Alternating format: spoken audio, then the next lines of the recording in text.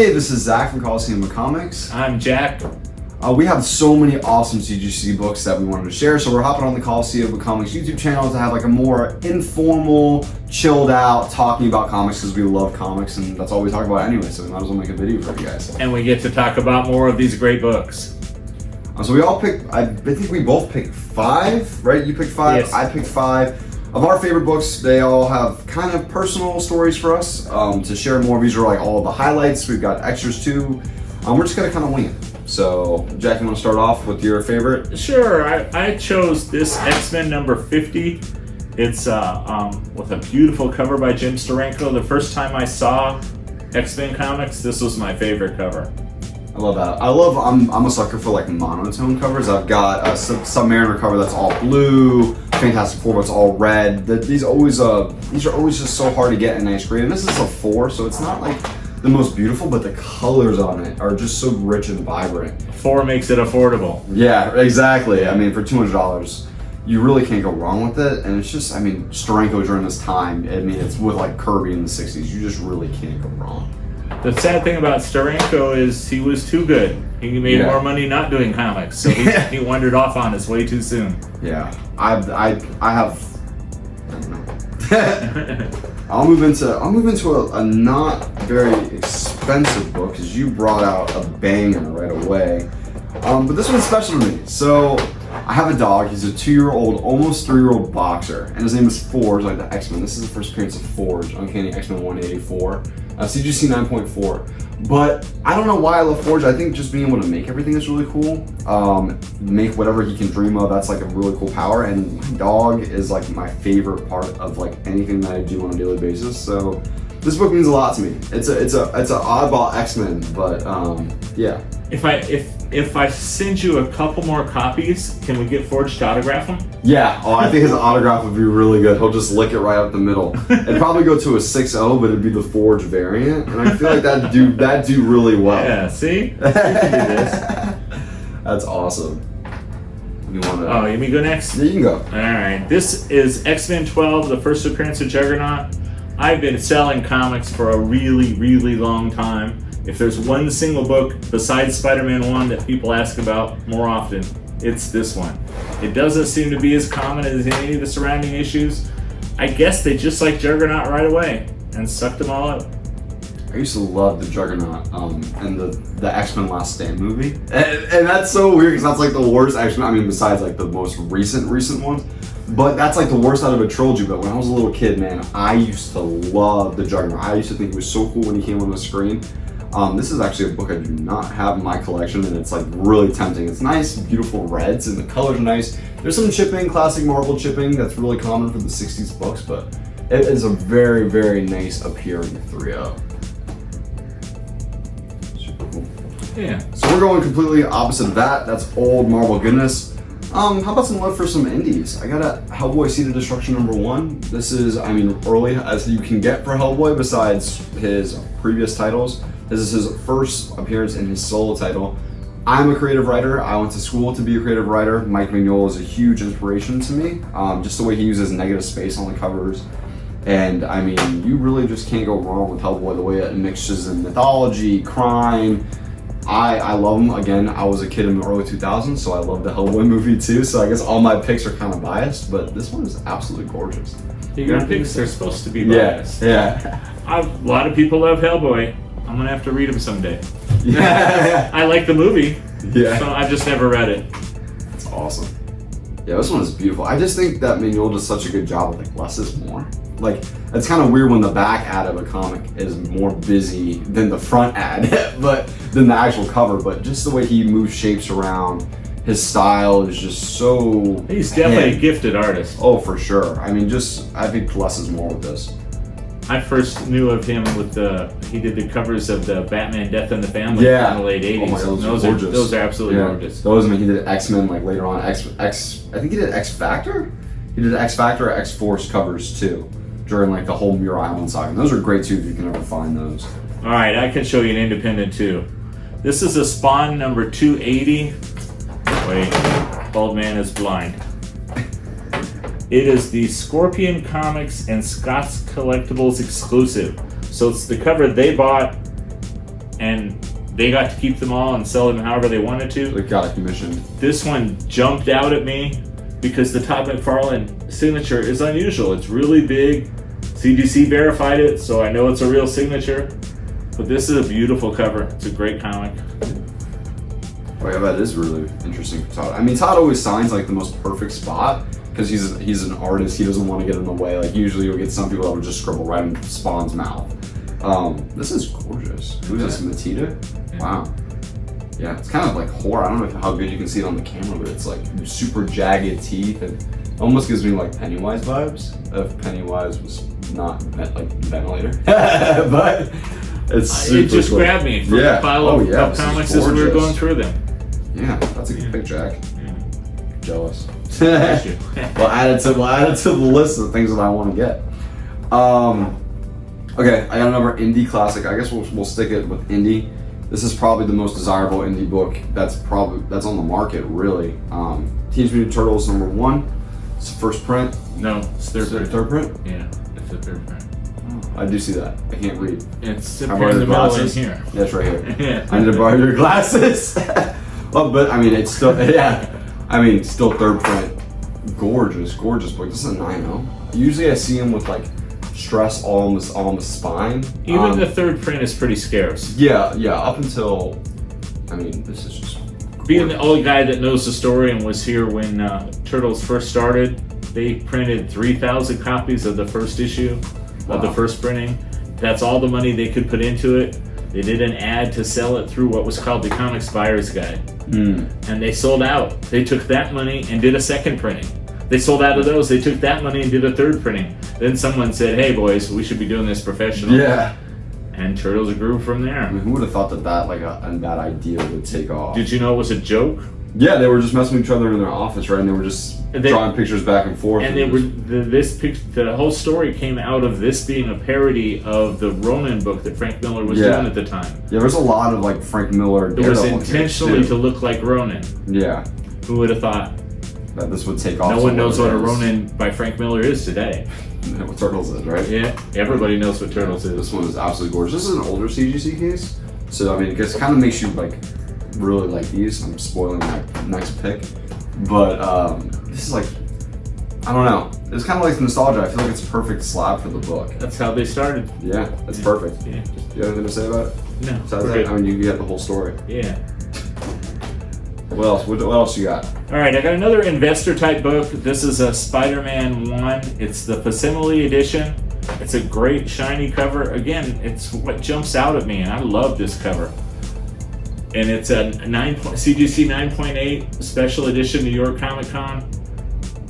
This is when you're really getting a book CGC that should be CGC. It's just gorgeous.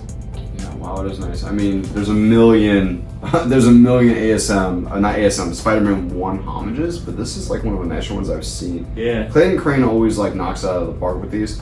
He signed in a really cool like purple. I don't know if you can see that on the camera too. So it kind of blends in with the cover. I think the custom label fits really nice too. Yeah. Like if I were to get this book like graded myself, I would do the custom label. It's super nice. I mean, this is such an iconic cover. Like you really just can't go wrong with any time that somebody homages it. It's always gonna sell. And it's a comic I've seen hundreds and thousands of times, and that one jumped out of the crowd again. I always think it's so good. Yeah, I always think it's really interesting when a artist can bring something new to like a design that's been a design for so long. Yeah. Like, they did it a lot with ASM 300 too. That's why it first came to my mind. Like all those Todd McFarlane covers that are homaged, artists do a really good job of bringing them to life in a new way and expressing their own style. Wow, that's really nice. And it's actually got the Todd McFarlane corner box on it too, so that's cool. I never mind when they do a homage to a famous cover. Yeah, well, especially when it's a good one gorgeous. like this. I mean, this is just beautiful. This book. Yeah. I've got two last picks. And I'm trying to figure out how I want to do this because they're both books that are like really important to me. Save the 129. You think so? Yeah. Well, now you know that one's what this one is. So he said it out loud. So X-Men 129. This is my favorite X-Men book. I am not a huge X-Men fan, but Kitty Pryde is one of my absolute favorite Marvel characters. This is her first appearance. And if I were to pick an X-Men storyline to recommend to anybody, it would be the Hellfire, just the whole Hellfire Phoenix saga. Yeah, the whole Phoenix era. John Byrne and Chris Claremont, they might not have gotten along, like personally, but creative, they were just geniuses. The way they played off each other. X-Men was good, like 94 upwards, but once Byrne got on the book, I mean, there's so many ideas that are coming out and so many new revolutionary things that reading it now, you wouldn't really realize how important and groundbreaking it is. But back then, I mean, it was... The story I like to tell about that whole saga is about X-Men 137. I was in the comic store looking for my copy the day it came on the newsstand. And finally, the shipment came in. We had to wait. We didn't know when it was coming. We had to wait for it to get there. The shipment came in. The guy who was running the store grabbed a box, punched it open, peeled out a stack, held up a stack, and passed them around to everybody that was standing there waiting for it. There must have been a dozen of us. And we all instantly stood there holding that comic, reading that comic. And then we all didn't share our opinions initially, but we went, okay, I'm done with what else came out. We didn't care what else came out. It was that comic or nothing. Wow. So, I mean, it was just everybody wanted to read that. Yeah. That's amazing. I feel like you've always told me this too, like every single time we end up pricing Bronze Age X-Men, you're like, everybody read Uncanny at that time. Like, if you didn't read Uncanny, you didn't like comics. Yeah, and DC absolutely didn't matter until New Teen Titans came out. Yeah, those were your two major when they cross over. I mean, that's just like crazy. I wish they did more of that now. I know it's logistically and legally hard to do, but like if they cross them over again, like just for some kind of anniversary, that'd be amazing. But just an amazing character, for me personally. Go ahead. All right, I got Last one. X-Men 58. My very first favorite artist was Neil Adams. As soon as I discovered Neil Adams, I wanted everything by him. This was the last issue in my original run to get. It was the first appearance of Havoc, that's why it was hard to find. X-Men 58, I'll always be attached to the book. Cover is absolutely gorgeous. The way that Havoc is above there is just... Neil Adams changed comics forever, all by himself. They figured out Kirby changed comics afterward. They knew Neil Adams was amazing. Well, he started off drawing characters how they would appear in the real world. Like it was a realistic take on what characters would look like. I mean, they had little tiny heads and huge bodies like comic book characters do, but they looked more realistic. They had more movement to it than, I mean, besides the curve he was the guy who first made the characters jump off the page. Exactly. Neil made them look like they were real. Yeah, like you could walk into the scene. Yeah, and be exactly, there. exactly. This is a gorgeous copy. I mean, just look at the orange on Havoc there. This is another, I feel like this is another one, like I was saying with Hellboy, like less is more cover. Yeah. You've got your one like major focal point, which is Havoc, which that's what you want to see, a first appearance of a character and they're actually on the cover. And then you got the rest of the X-Men behind, so you know it's an X-Men book, but it's just such a beautiful composition. I don't know. This might be better than my last pick. Yeah. I'm kind of jealous that you took that one from me when we were divvying the books out. But it's okay. I'll give you some grace. Gee, thanks. Yeah. So my last book was my first ever comic book. Not this exact one. I had a reprint, but it's X-Men number 5. And I used to go to KB Toys with my dad every single time, every day off, every week, and we used to hunt. I hunted. I had the Apocalypse full size I built with him. I had the Sentinel. I had the Galactus. I had everything. And this book was one of the ones that came, and I mean, when I say I read it till the cover came off, just recently me and my dad like took some dollar books and like cut them apart and made collages, and the book was so falling apart we decided to put it on. But this comic was what made me start loving comics. It's what made me have a love from, I mean, I was probably 4 or 5 years old. It taught me how to read. I wish I had a real one. But this, I mean, it's not even that good of a story. I mean, it's cool. It's the third appearance of Magneto, third appearance of the Brotherhood of Evil Mutants. It's an important book. It's an early X-Men, but just... And it's corny Stan Lee writing. Oh, yeah. Every male character in that book is, oh, Jean. Oh, there's Jean. I love her so much. I wish I could tell her. Every male character was absolutely in love with Jean. Oh, yeah. I think they still are. Yeah, they probably still are. They just don't whine about it like they used to. Yeah. Exactly. Oh my gosh. And I was the perfect, I mean, these books were meant for kids. These Silver Age books were meant for kids. So I was the perfect age to be reading it, and I absolutely loved it. I had all the action figures. I would run around the house and slide with my socks on like I was Iceman. I used to play in the car off the, I don't know what they're called. I can't curse on here, can I? like the shit handles. I used to hang off of those and pretend I was the beast. We'll bleep that out. But this this book just means so much to me. And when we got it in this collection, I thought it was just so cool to see the real version of what I had when I was a kid. It's definitely one of those like bucket list books. Like I definitely just want in my collection at some point. Speaking of Stan Lee, I had one more book worth mentioning. Cheated. I cheated. This has got a Stan Lee signature, first appearance of Gambit. There's a lot of Stan Lee signatures out there, but I've never seen this book with his signature on it. And that one's got Jim Lee on it too. Yep. Who else is on there? You're the one that can read. Yeah. And Chris Claremont. Yeah. So I mean, you've got anybody that you would want in this book. This is a CBCS, but it still is verified. It's not because CBCS is unlike CGC. You can send in a book and they can authenticate a signature, or you can have it witnessed like you would CGC. This one is actually witnessed, not verified. But this is gorgeous. Yeah. This disappears in a hurry too. Oh yeah, 266 always goes. There's a lot of X-Men out there. This one's always missing. Okay, so what's your take? I'm curious to know. Are you a Gambit's first appearances X-Men 266 or the annual? Oh, the baby Gambit. Yeah. What's your take on that? 266. 266. Well, I think it's just it's supposed to be, right? Yeah. I mean, that's like the story was written to be his first appearance. Yeah. I don't think it's like anybody's fault that the publication got messed up. I will always say that this is the first appearance. I just like to see what other people say because I feel like it's whatever book you have, right? Yeah, you're proudest of your book. Yeah, it's like if you have a 180 and a 181. Like if you have 180, then 180 is the first appearance of Wolverine. Always.